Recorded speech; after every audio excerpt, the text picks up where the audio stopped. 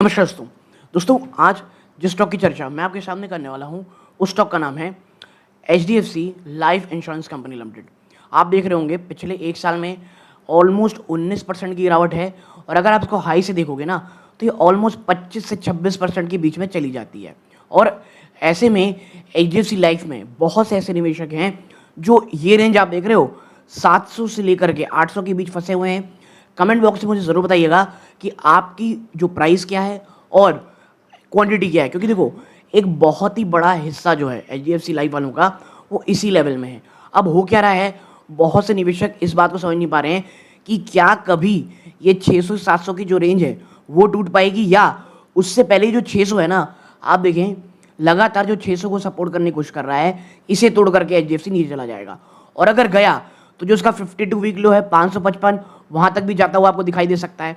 तो ऐसे में ज़रूर लिखिएगा ताकि जो अन्य कोई व्यूअर है उन्हें भी समझ में आए कि भाई वो अकेले नहीं है। अच्छा, डिस्क्लोजर में दे दूँ, मेरी फैमिली मेंबर की HDFC लाइफ में इन्वेस्टमेंट नहीं है दोस्तों। एक एक चीज़ के ऊपर चर्चा करेंगे, बहुत से सवाल हैं निवेशकों के कि HDFC लाइफ को लेकर के। और हाँ देखिए, लाइफ इंश्योरेंस में जो HDFC लाइफ है या लाइफ इंश्योरेंस की जो कंपनीज़ हैं उसमें मैं कोई एक्सपर्ट नहीं हूँ, ठीक है। तो मैं खुद इस सेक्टर में भी थोड़ा सीख रहा हूँ, मैं आपके साथ एक्सप्लेन करूँगा जितना मैं कर सकता हूँ। अगर आपको कुछ भी आप कह सकते हैं कुछ प्रॉब्लम हो या डाउट होगा तो कमेंट बॉक्स में बताइएगा। ये मेरा पहला दूसरा बार है, मैं ये कोशिश करूँगा कि हर एक जानकारी आपके सामने रख सकूँ।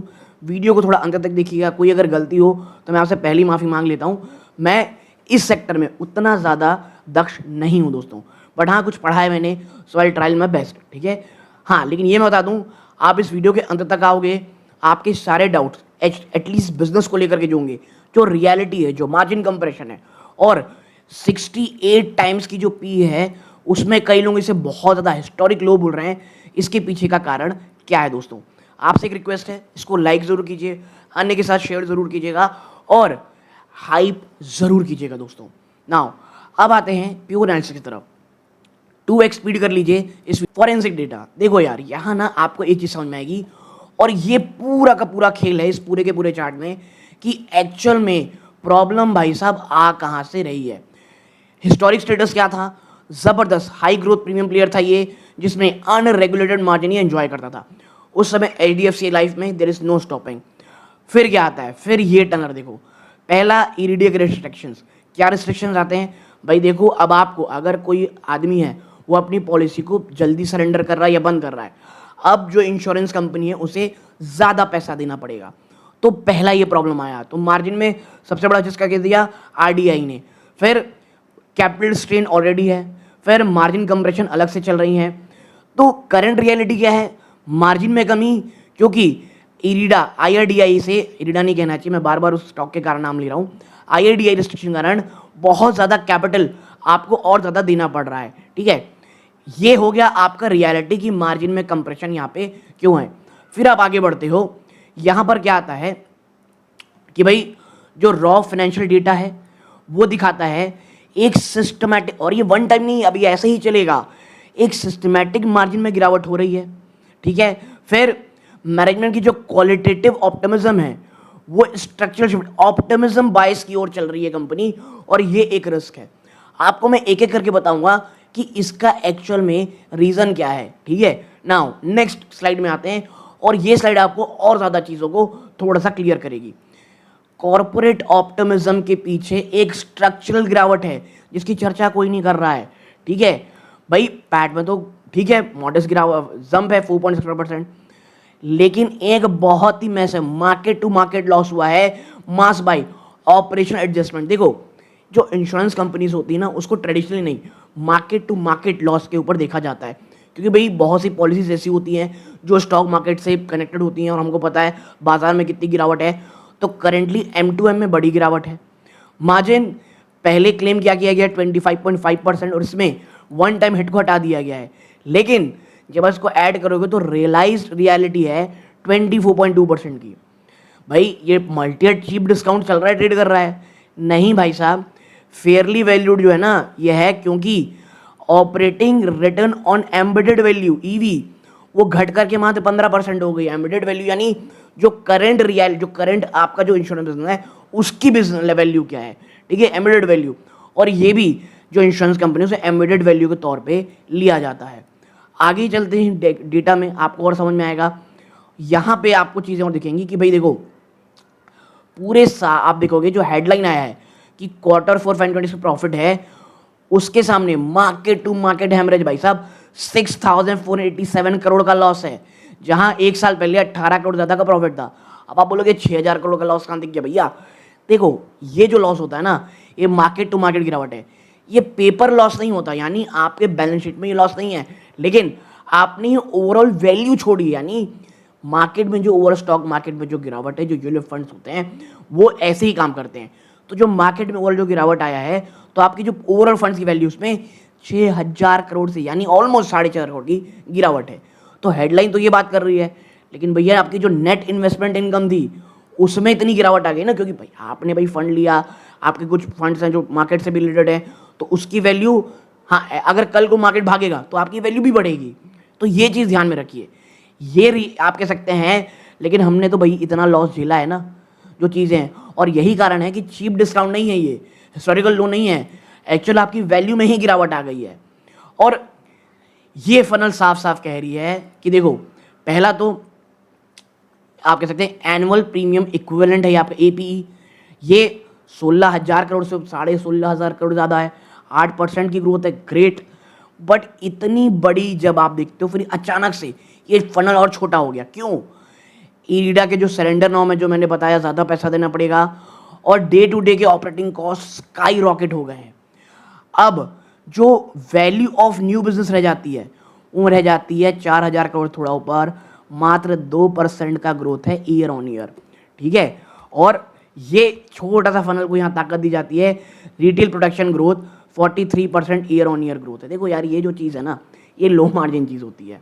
तो ये दिखने को तो मसा लग रहा है कि 40% गिरावट है, जो आप प्रोटेक्शन फंड्स देखते हो बहुत सारे, लेकिन वो चीज़ें उतनी ज़्यादा अच्छी नहीं होती when it's come to margin, ठीक है। इसका मैं और ज़्यादा एनालिसिस नेक्स्ट स्लाइड में और अच्छे तरीके से करेंगे, जहाँ पे देखो, पहली बात कर लेते हैं हम यहाँ पे कि भाई वैल्यूएशन, क्या जो मल्टी ईयर वैल्यूएशन लो है ये जस्टिफाइड है, लेकिन डिस्काउंटेड नहीं है। इसका मतलब क्या, हमने जो ऊपर चर्चा की, भाई historical price to embedded value क्या है, ये 3.5 टाइम्स है, 4.5 टाइम्स थी।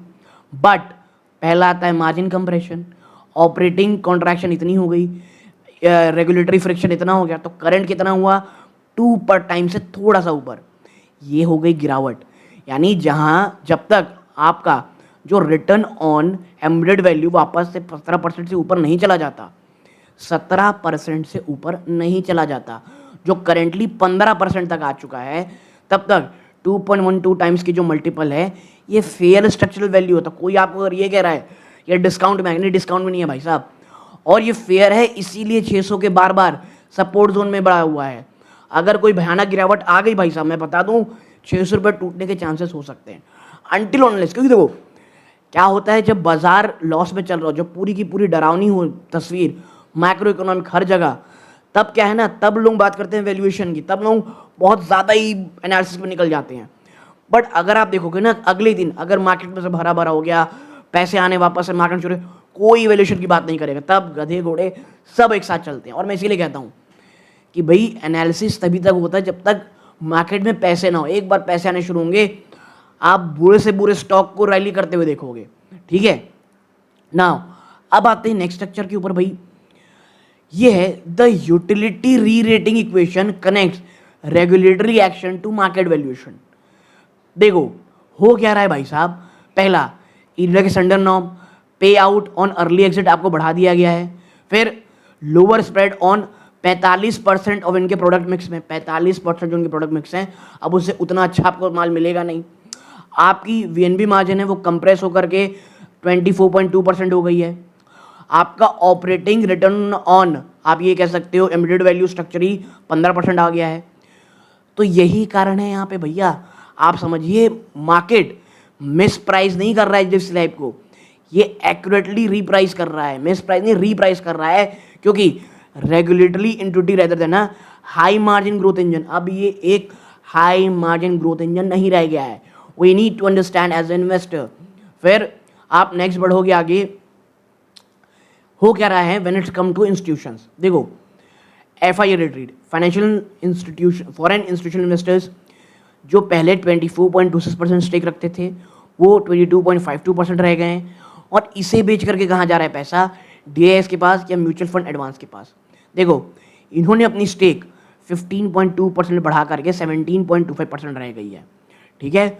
Mutual fund details, holding rose significantly to 14.524%, 31.5 crore share है इनके पास फ्रॉम 12.73%।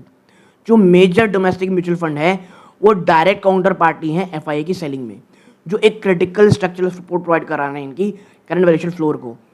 मैं आपसे इसीलिए कह रहा हूँ, जब एक कंपनी फेयरली वैल्यूड होती है उस समय FIA, क्योंकि देखो FIA तो पूरे भारत के मार्केट से निकल रहे हैं, ऐसे में जो DIIs है मैं आपको बता दूं उसे एक्यूमुलेट कर रहे हैं। अगर आपको लगता है हाँ यार DI एक्यूमुलेट कर रहे हैं मैं खरीदूंगा, भाई साहब DIIs वाले ना 3 से 5 साल खड़े रहेंगे इसमें, उन्हें कोई असर नहीं होगा, आप रह पाओगे।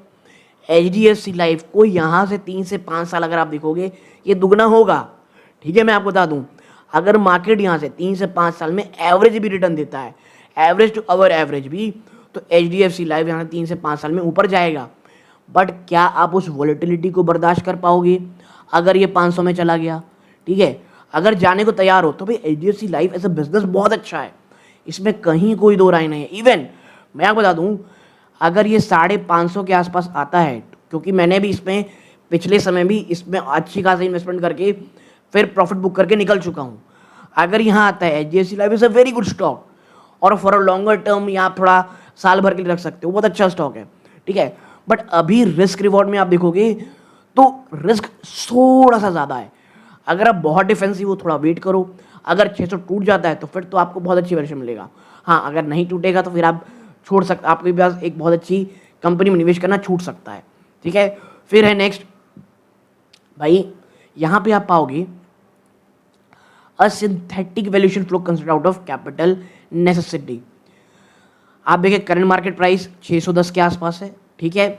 HDFC bank 1000 crore preferential issue at 688.5 rupees per share आया है, ठीक है।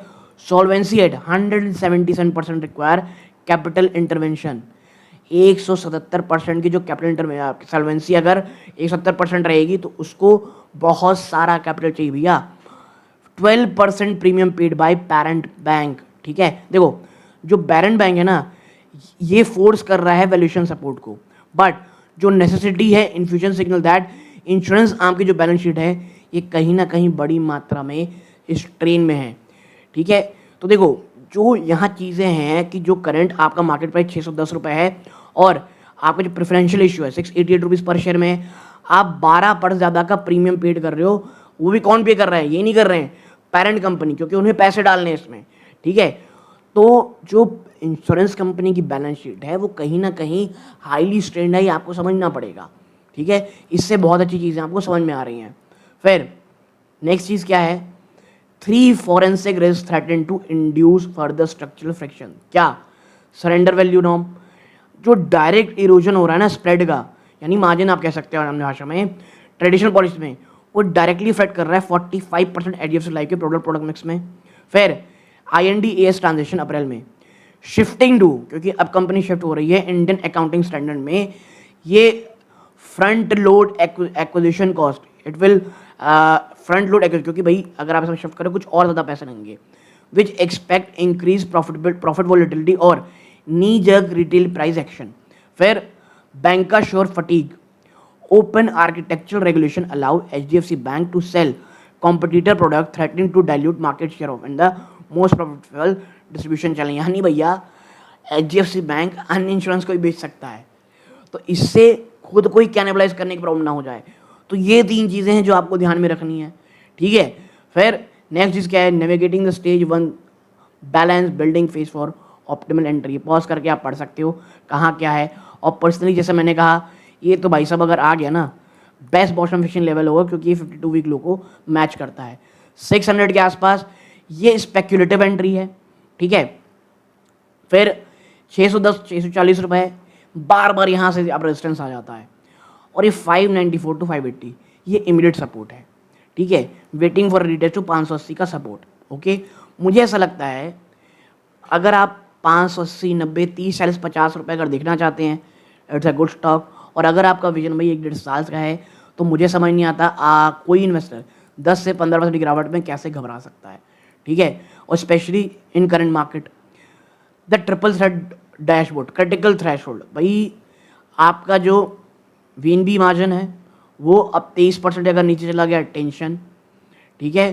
फिर कोई भी dip below current level signal poor productivity quality या एग्रेसिव मिस सेलिंग, ठीक है। सॉल्वेंसी रेशियो अगर जब तक ये dropping toward 160% triggers imminent risk of further equity dilution, पैसे की जरूरत पड़ेगी भाई साहब, ठीक है। नाउ अब बढ़ते हैं हम लोग आगे, सोलेंशियल। अब आते हैं आगे, लॉन्ग टर्म थीसिस में इंटैक्ट, लेकिन जो एसेट आइडेंटिफाई फंडामेंटली अब चेंज चुका है।